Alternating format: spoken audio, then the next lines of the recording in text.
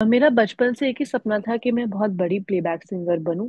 बहुत बड़ी in the sense मैं बहुत वर्सेटाइल बनूं। एक जॉनरा से चिपक के नहीं रहूं। And I really wanted to learn from new people, from new mentors. मुझे गुरुओं की बहुत जरूरत थी, जो आसपास मुझे पकड़े और मुझे सही चीज सिखाएं।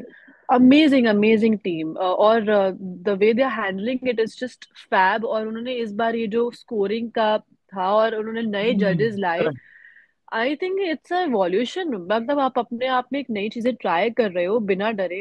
That is what makes it different. मैंने अपने आप को प्रूव किया है, प्रूव माई सेल्फ, एंड उनका मैंने बिलीव जीता। तो यही जो मेरे कुछ अच्छे अच्छे परफॉर्मेंसेस होते गए, तो मुझे लग मेरा कॉन्फिडेंस बिल्डअप होता गया कि okay, I can do this. Hi everyone, this is Kunal Kothari. You are watching me on IWM Buzz. और मेरे साथ बैठी है वो शख्स जो शुरू की थी। शायद ये मुझे तो लग रहा है पहले ही सोच के आई थी कि मेरे को सब जो सोच के आए थे जीतना है, लेकिन इनकी जर्नी तो कुछ अलग ही रही है। And of course the person I am talking about is the winner of Saregamapa 2024, Shraddha. Hi Shraddha, how are you? Hi, I am good, amazing. आप बताइए। फैंटास्टिक। तो सबसे पहले मतलब मैं ये नहीं पूछूंगा कि जीत के कैसा लग रहा है, सबको खुशी होती है। जी। But I want to ask is कि आपकी जो जर्नी रही, throughout hmm. From day one to winning the trophy, कौन से वो मोमेंट्स आपके लिए स्पेशल नहीं लेकिन रहे कि जहां आपको लगा कि नहीं, मैं जो करने आई थी वो सही हो रहा है? बिकॉज बहुत बार ऐसे होता है कि नहीं उतना ये वो नहीं सही से पकड़ा, या वो कुछ परफॉर्मेंस अच्छी होती है, कुछ परफॉर्मेंस उतनी अच्छी नहीं होती है। बट हमेशा कुछ मोमेंट्स होते हैं जहां पे लगता है कि नहीं, मेरा ट्रेजेक्टरी सही जा रहा है। What were those? I think जब नमक इश्क वायरल हुआ और इतना लोगों ने प्यार दिया, अ, तो मुझे लगा कि यार आई थिंक मैं कुछ ठीक कर रही हूँ। उसके बाद I was sure about the song that I chose, आओगे जब तुम वो साथ ना। But right. जिगर सर को कहीं ना कहीं लग रहा था शायद कुछ कमी हो जाएगी, क्योंकि ये आइटम सॉन्ग अब तक इसने परफॉर्म किया है। आई डोंट नो अबाउट आओगे जब तुम। बट देन आई कि मैंने अपने आप को प्रूव किया है, प्रूव माई सेल्फ, एंड उनका मैंने बिलीव जीता। तो यही जो मेरे कुछ अच्छे अच्छे परफॉर्मेंसेस होते गए, तो मुझे लग मेरा कॉन्फिडेंस बिल्डअप होता गया कि okay, I can do this. Absolutely, absolutely. और रियलिटी शोज का एवोल्यूशन ना बहुत अलग तरह से रहा है बहुत टाइम से। Hmm. Even specially singing reality shows का, क्योंकि बहुत बार ऐसे हो जाता है कि it's more of the same. इतने सारे हम्म। रियलिटी सिंगिंग आते रहते हैं, जाते रहते हैं। But hmm. What do you feel के सारेगामापा में वो एक डिस्टिंक्ट क्वालिटी है as oppose to the other reality shows, जो थोड़ा सा उसे अलग बनाता है और आपके हिसाब से उसकी कनेक्ट शायद ज्यादा होती है? आई थिंक सारेगामापा अपने आप में एक तो सबसे पहले सबसे पुराना शो है, रियलिटी शो, और जिसकी जड़ें बहुत मजबूत है। तो उसकी ऑडियंस बहुत पुरानी है। और हम लोग भी बचपन से देखते हुए आ रहे हैं सारेगामापा। और हर किसी को ये जुबान पे सारेगामापा, मतलब आप बोलो एंड दे नो इट। सो यही क्योंकि वो अपने ऑडियंस का बहुत ख्याल रखते हैं कि उनकी हम्म। किस तरह की ऑडियंस है। ओल्ड है तो ओल्ड सॉन्ग्स गाएंगे, न्यू भी है तो हम नए भी गाने गाएंगे। ऐसा नहीं है हम सिर्फ पुराने गाएंगे, बीच के भी गाने गाएंगे फॉर बीच वाली ऑडियंस। और they keep trying something new. Hmm. They are not scared of कि they are not scared of failing. Because right. मैंने अंदर से भी देखा रियलिटी इस शो को। And the team they have is so strong. Amazing amazing team, और the way they are handling it is just fab. और उन्होंने इस बार ये जो स्कोरिंग का था और उन्होंने नए जजेस लाए। Correct. I think it's a evolution. मतलब आप अपने आप में एक नई चीजें ट्राई कर रहे हो बिना डरे। That is what makes it different. True, true. And another thing, as opposed to so many other singers, और जो हम्म। सिर्फ रियलिटी शोज में एज कंटेस्टेंट्स नहीं आते, उनके खुद के छोटे मोटे करियर्स पहले से बने हुए होते हैं, थोड़ा बहुत backdrop. You are also one of them. You have been there on the vicinity for a while. You've had a Filmfare nomination. All of that was going well for you. So I mean, ये मैं नहीं पूछूंगा कि reality show करने की जरूरत क्यों पड़ी, बट ये जरूर पूछूंगा कि इससे क्या वो एक्सपेक्टेशन या वांट थी कि मुझे ये करना चाहिए, और इससे मेरे लिए क्या आगे ऐसी कौन सी अपॉर्चुनिटीज खुलेंगी apart from the obvious ones. Actually मेरा कभी भी ये कुछ नहीं था कि मतलब मैं म्यूजिक को लेके बहुत ज्यादा प्लानिंग नहीं करती हूँ। मैं जब भी दिमाग लगाती हूँ मैं फेल हो जाती हूँ। तो मैं दिल से काम करती हूँ।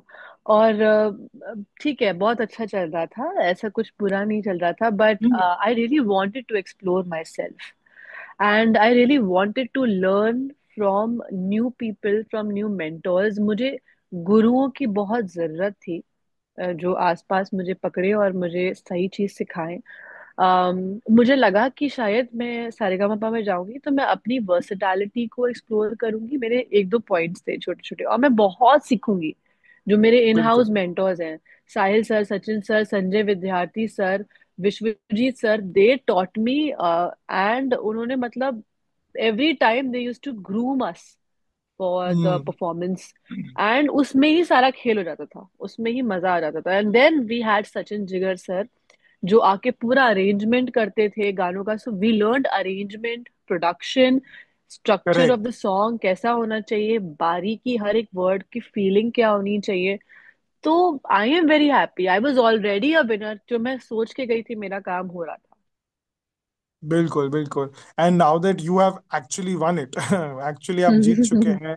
And there is so much, of course बहुत सारा प्रेज और बहुत सारे छोटे मोटे अपॉर्चुनिटीज आएंगे. लेकिन आपने सोचा है, जैसे आपने कहा कि आप म्यूजिक को लेके सोचते नहीं है, लेकिन now that you know want the big prize, और अब आपके पास वो थोड़ा सा एक्सेस ज्यादा है, लोग जानते हैं, and in industry, outside industry also, how do you envision your career path ahead? Of course अच्छी अच्छी अपॉर्चुनिटीज आएंगी, लेकिन फिर भी एक थॉट होता है कि मुझे इस तरफ जाना है या इस तरह की चीजें ही करनी है. मेरा बचपन से एक ही सपना था कि मैं बहुत बड़ी प्लेबैक सिंगर बनूं। बहुत बड़ी इन द सेंस मैं बहुत वर्सेटाइल बनूं, एक जॉनरा से चिपक के नहीं रहूं।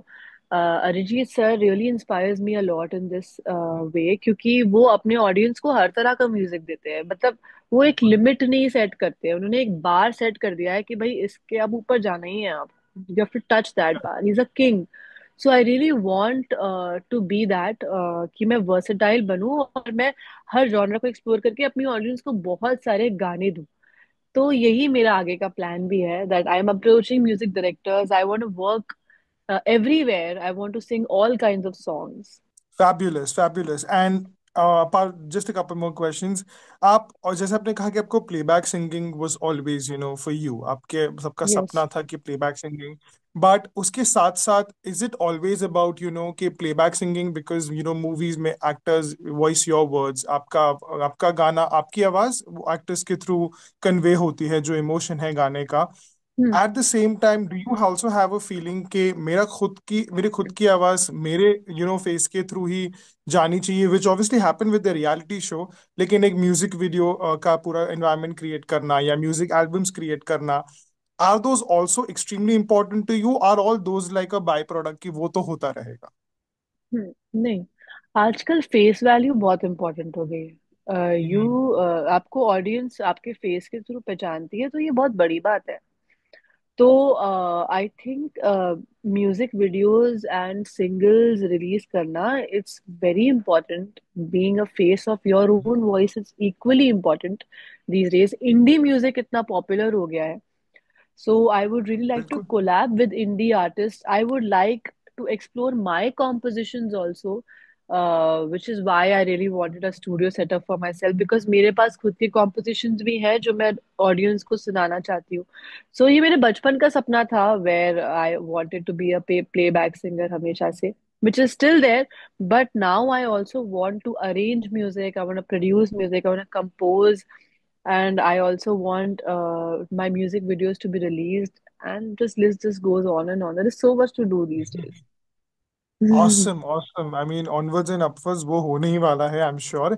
And finally, Shraddha, last question ये कि जैसे कि मैंने कहा कि सब सेट है, आपका दिमाग में क्लियर भी है कि what you how do you want to move forward with all this, but Yes. Throughout your journey in the show and over the years, apart from the names you mention, Arijit sir या सचिन जिगर का duo है, उनके अलावा who has been your driving force, because कभी कभी हम जब सबसे ज्यादा डाउन होते हैं, we try to go back to that person or that voice or that thing. Who has been your driving force throughout this entire journey and even earlier? See when I feel कि मुझे अब कुछ समझ में नहीं आ रहा, मैं अब क्या नया सीखूं, तो मेरी गुरु एक ही है, वो है Lata ji.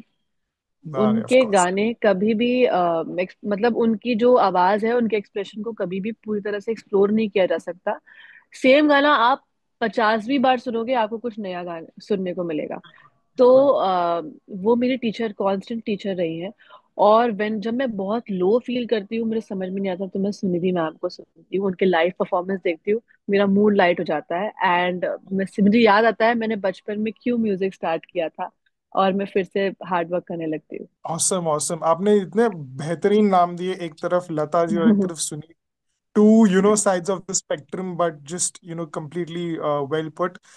Thank you so much, Radha. I wish you all the best, and this thank is you. just the beginning of something crazy, just gone crazy and crazy and better for you. So thank you so much and congratulations once again.